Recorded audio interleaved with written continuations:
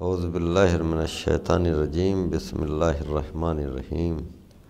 الحمدللہ رب العالمین والصلاة والسلام علی سید الانبیاء والمرسلین سیدنا و نبینا و شفیعنا بالقاسم محمد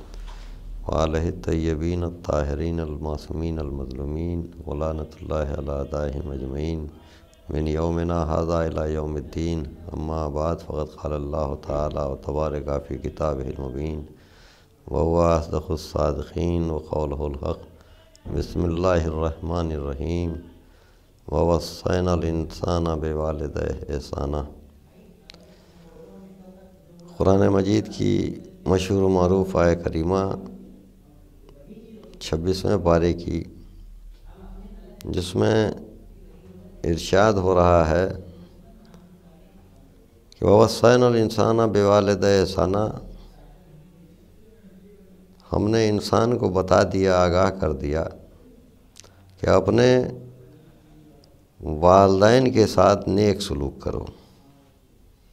اس لیے یہ تمہاری پرورش کا ایک ذریعہ ہیں، یہ تمہاری تعلیم و تربیت کا ایک ذریعہ ہے۔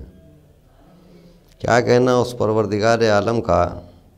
کہ جس نے اس کائنات کے ذرے ذرے کو خلق کیا، دنیا اور آخرت کا اختیار اپنے ہاتھوں میں رکھا، اور اس کے ساتھ ساتھ یہ اعلان کیا کہ دیکھو، جب تک تمہارے والدین تم سے خوش نہ ہوں گے ہرگز ہرگز تمہاری بخشش نہیں ہو سکتی۔ لہذا آج کے وقت میں اور ہمیشہ کے لیے انسان کو یہ غور کرنا چاہیے کہ اس وقت جب ہم بول نہیں سکتے تھے، جب ہم چل نہیں سکتے تھے، جب ہم اپنی بھوک و پیاس اپنی زبان سے کہہ نہیں سکتے تھے، تو اس وقت میں ہمارے والدین ہماری پرورش کا سہارا تھے۔ ان کے ذریعے ہماری بھوک ہماری پیاس پوری ہوتی رہی، ان کے ذریعے ہم نے چلنا سیکھا، ان کے ذریعے ہم نے بولنا سیکھا۔ لہذا پوری زندگی اگر ہم چاہیں کہ اپنے والدین کے احسان کا بدلہ چکا دیں تو اپنے والدین کے احسانوں کا بدلہ تو نہیں چکا سکتے، لیکن اتنا ضرور کر سکتے ہیں کہ ہم اپنی زندگی میں ہمہ وقت اس بات کا خیال رکھیں کہ ہمیں ہماری ذات سے ہمارے والدین کو کوئی تکلیف نہ ہونے پائے۔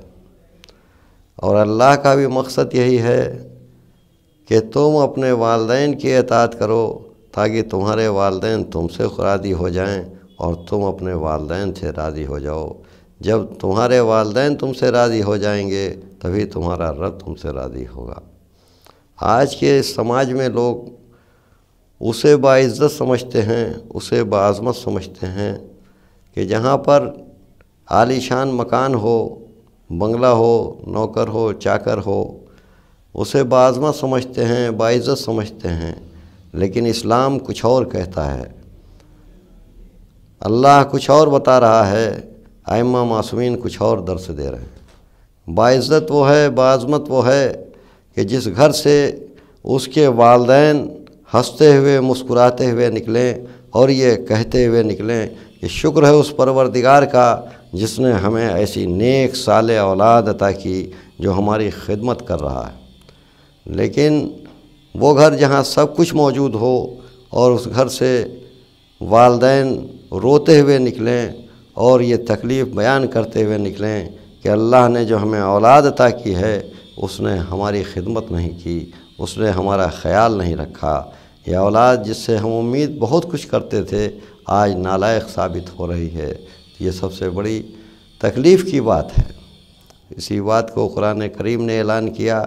قرآن کا مقصد بھی انسانیت ہے، اللہ کا مقصد بھی انسانیت ہے،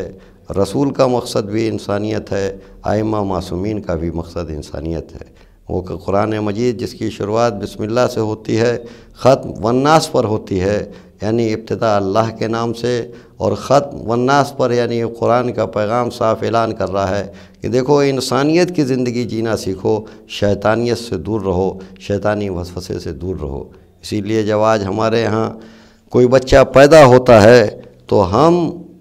اس بچے کے کان میں اذان کہتے ہیں تاکہ یہ پوری زندگی شیطانی وسوسے سے دور رہے۔ اور نبی کریم نے فرمایا کہ اس دنیا میں آنے والا ہر بچہ فطرت اسلام پر پیدا ہوتا ہے، تو ہماری کوشش یہ ہوتی ہے کہ یہ پوری زندگی دین اسلام کو قبول کرے اور دین اسلام کے تحت اپنی زندگی گزارے اور انسانیت کی زندگی گزارے۔ ایک واقعہ مشہور و معروف ہے کہ ایک مومنہ عورت تھی، اس کی ایک اولاد تھی، جو اولاد اپنی ماں کو بے حد تکلیف پہنچایا کرتی تھی، اس کے ہر کام میں خلل ڈالتی تھی، طرح طرح کی تکلیفیں دیا کرتی تھی۔ آخر میں ایک وقت ایسا آیا کہ اس کی اولاد اس دنیا سے گزر گئی۔ جب وہ اس دنیا سے گزر گئی تو لوگوں نے اس کو غسل و کفن دیا اور غسل و کفن دیا، اس کے بعد لا کر اسے دفن کیا۔ لیکن اس میں ملتا یہ ہے کہ جب دفن کرنے کے بعد 40 قدم دور ہٹتے ہیں تو دیکھتے ہیں کہ اس کی لاش کو مٹی قبول نہیں کرتی۔ دوبارہ پھر اسے دفناتے ہیں، پھر 40 قدم دور ہٹتے ہیں، پھر دیکھتے ہیں کہ مٹی زمین اس کی لاش کو قبول نہیں کرتی۔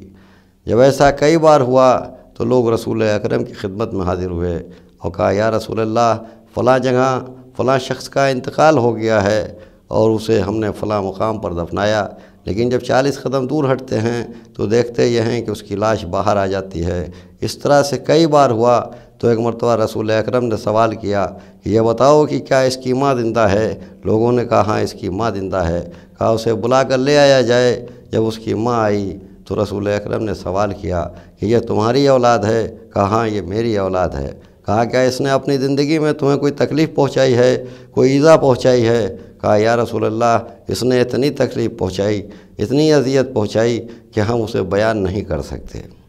ایک مرتبہ رسول اکرم نے کہا کہ اب یہ دنیا سے گزر گیا ہے، اسے معاف کر دیا جائے، لیکن وہ معاف کرنے پر تیار نہیں تھی۔ دیکھا جب ماں تیار نہیں ہے تو ایک مرتبہ رسول اکرم نے حکم دیا کہ اس کی لاش کو جلا دیا جائے۔ اس کی لاش کو جلانے کے لیے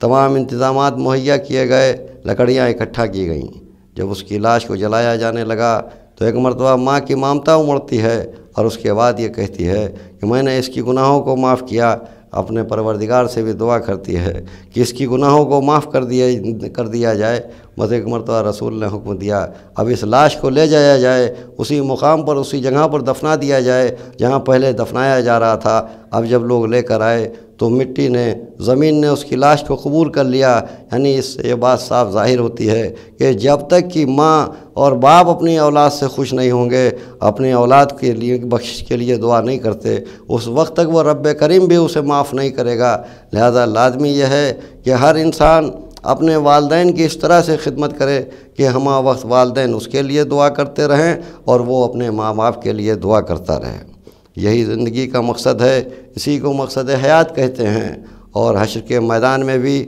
والدین سے سوال کیا جائے گا کہ یہ بتاؤ کہ تم نے اپنے بچوں کے ساتھ کیا کیا، تم نے اپنے بچوں کی پرورش کس طرح سے کی۔ لہذا والدین کے لیے بھی لازمی ہے کہ وہ اپنے بچوں کی پرورش میں، تعلیم و تربیت میں کسی طرح کی کوئی کمی نہ رکھیں، کیونکہ قرآن مجید میں آیا ہے رب ارحمہما کما ربیانی صغیرا۔ جب اس آیت کریمہ کی ہم تلاوت کرتے ہیں تو ہمیں معلوم ہوتا ہے کہ ہم اپنے رب کریم سے یہ کہتے ہیں کہ پالنے والوں پر اسی طرح رحم کرنا جس طرح سے بچپنے میں انہوں نے ہمیں پالا ہے۔ لہذا والدین کے لیے لازمی یہ ہے کہ اپنے بچوں کی تعلیم و تربیت میں، پرورش میں کسی طرح کی کوئی کمی نہ آنے پائیں۔ اور پرورش کے لیے ماں اور باپ دونوں ذریعہ ہیں، دونوں سہارا ہیں، لیکن تاریخ میں ملتا ہے کہ ماں کا مرتبہ بڑا ہے، بلند ہے، اور باپ کا مرتبہ کم ہے۔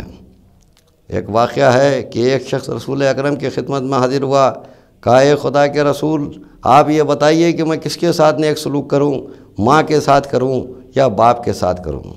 تو رسول اکرم نے جواب دیا کہ ماں کے ساتھ نیک سلوک کرو۔ دوبارہ پھر رسول کی خدمت میں حاضر ہوا، کہا یا رسول اللہ یہ بتائیے میں کس کے ساتھ نیک سلوک کروں؟ کہا ماں کے ساتھ نیک سلوک کرو۔ دوبارہ پھر حاضر ہوا، پھر سوال کیا، پھر رسول نے جواب دیا کہ اپنے ماں کے ساتھ نیک سلوک کرو۔ جب چوتھی بار آ کر وہ سوال کرتا ہے یا رسول اللہ میں کس کے ساتھ نیک سلوک کروں، تو رسول اکرم جواب دیتے ہیں کہ اپنے باپ کے ساتھ نیک سلوک کرو۔ اس کا مطلب یہ ہے کہ پرورش کے دونوں ذریعہ ہیں، دونوں سہارا ہیں، لیکن ماں کا مرتبہ بلند ہے اور باپ کا مرتبہ کم ہے۔ اور ماں کا مرتبہ کیوں نہ بلند ہو؟ اس لیے کہ ماں